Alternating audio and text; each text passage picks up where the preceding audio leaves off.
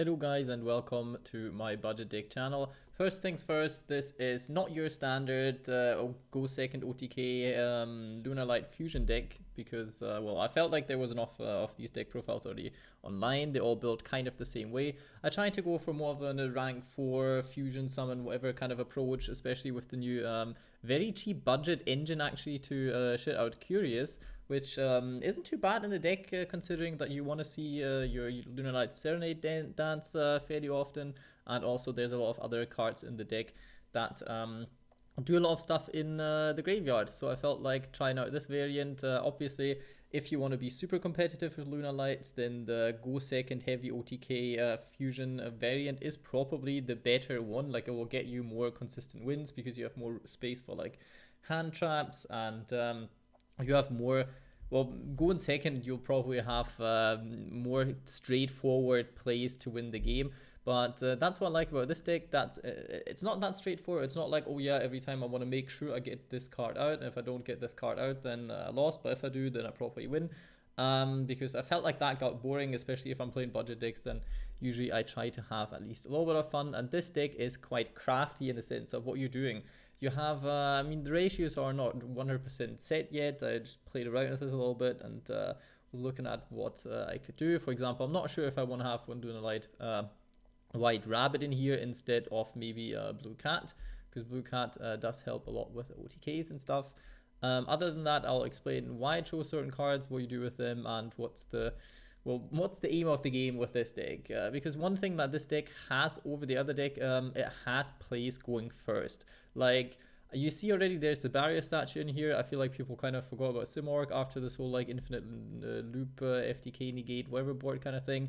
Simorg does something very simple for this deck. It gives us a first turn play that goes over like Abyss Dweller or Evil Swarm Nightmare Pass at this point.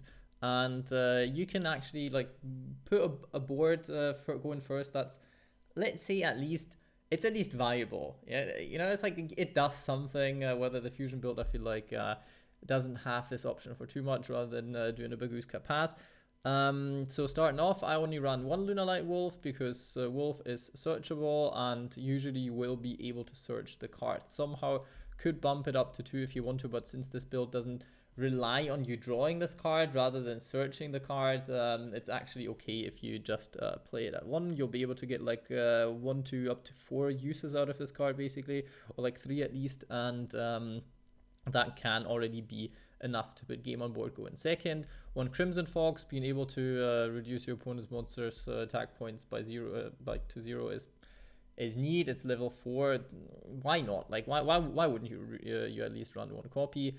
Triple Danger Mothman, you could bump it down to 2 if you want to, since you can't get the second effect more than once, but this is a deck where a lot of cards you want to have in the graveyard, so I felt like this card was fine. It's a rank 4 deck, so I feel like the card does have its place. It helps you dig through your deck. You play Lure of Darkness, so you can get rid of one of these.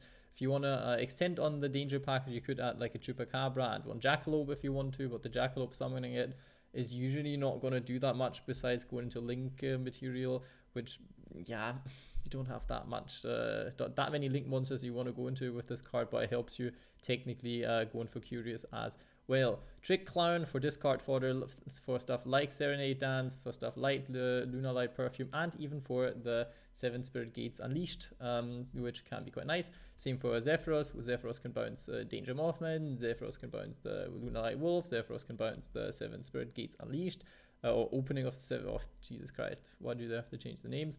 You know what I'm talking about, the continuous spell. All cards that are bounceable with Zephyros, so being a winged beast monster, I feel like that card really fit into the deck. Lunalight Kaleido Chick, play starter, can dump stuff like Purple Butterfly, which can get you cards out of your hand also.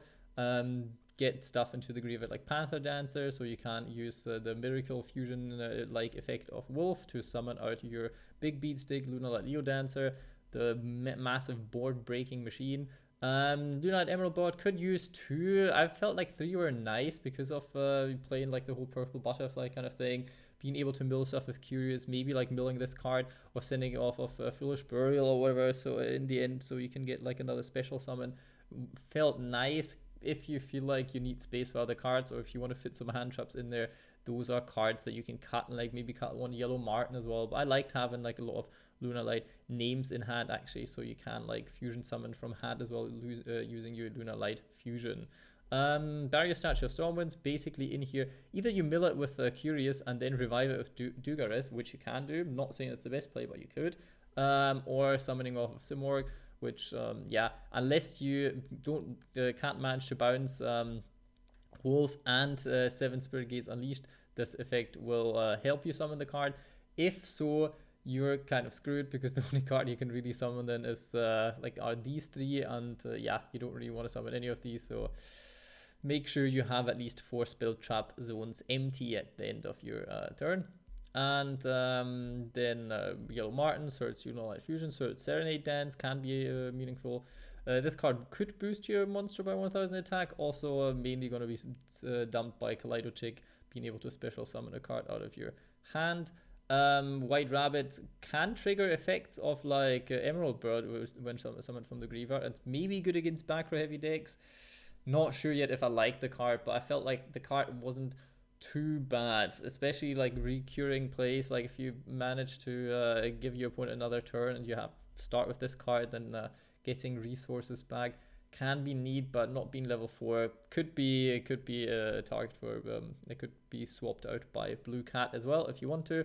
Only one Black Sheep. I know Fusion builds played 3 of those, but you don't run a polymerization to search. You could technically swap out one Fusion for on Poly, but usually you want to summon, use the cards in your hand to your full advantage, and then summon from your graveyard with Wolf. I just have the Fusion then because first of all they're searchable, second of all they're dumpable by Emerald Bird, also a thing that you shouldn't forget about, and since it gives you that extra kind of dump from your deck if your opponent has an extra deck monster on board, so I feel like that card is a bit better than Poly in this version.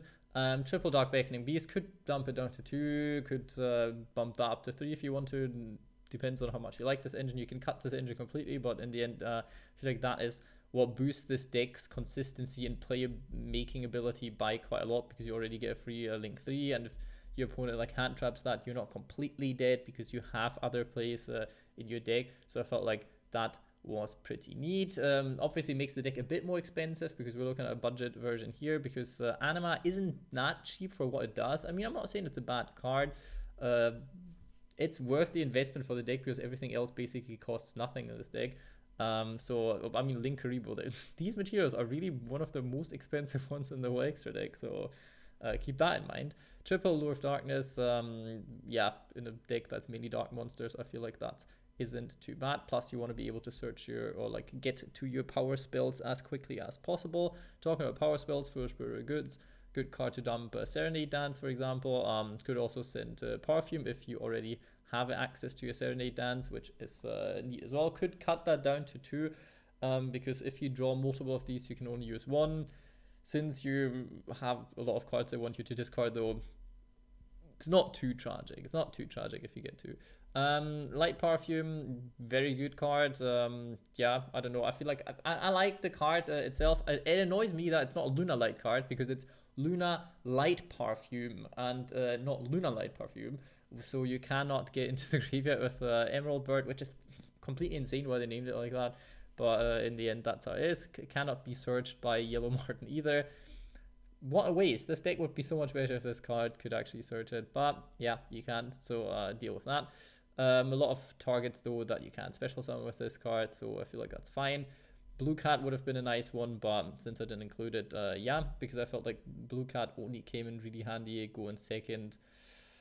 And if it's destroyed by battle card effect, being able to special summon a monster from your deck, yes, nice, it's a float or whatever, but how often does that actually matter? How often does that actually help you in a situation? But obviously could include that card. Still, Foolish Burial, 4 cards like Trick Clown, Zephyros, Emerald Bird, even technically Yellow Martin if you want to, or Purple Butterfly if you really don't have any other targets. Felt like still nice enough cards. Plus, sometimes can bait out some hand traps by your opponent, so that is not too bad either. The OG Monster Reborn, in this deck, a very good extender. Don't know any reason why not to run it. Usually gets you into something. Double Lunalight Fusion could cut it down to 1 if you want to, since it's searchable. If you mill it, would be a bit annoying. Plus, you can get rid of it in hand by discarding with Emerald Bird and getting another draw for it, so that is nice. Already talked about the opening of the Spirit Gates. Gets you into your cool little anima and Link Karibo makes Curious kind of setup. Curious Dumb Serenade Dance builds hopefully like another card that helps you.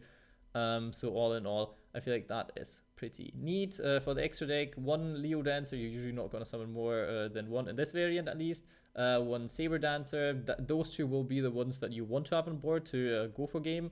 Usually, you will probably end up with one Leo Dancer and one Cat Dancer. I put in two Cat Dancers because that's a card that only takes two Lunalight monsters. So I feel like sometimes when you don't really have any more plays and you just want to use that for Link for, or you can for some reason have that many in the graveyard, I mean Lunalights, that you can actually resolve Wolf 3 times, then you'll probably go for Leo Dancer, and two Cat Dancers. Could use the Cat Dancers for like Link fodder or whatever.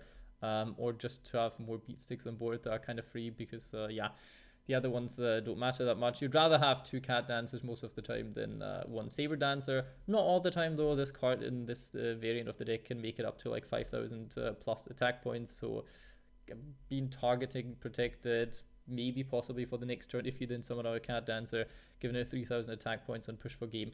Also not too bad. Tornado Dragon, very important because that is a way, if I'm not mistaken, to get rid of your barrier statue because you can only summon special summon wind monsters, which is, so that helps you to get rid of that lock by yourself, plus against back row decks can be quite nice.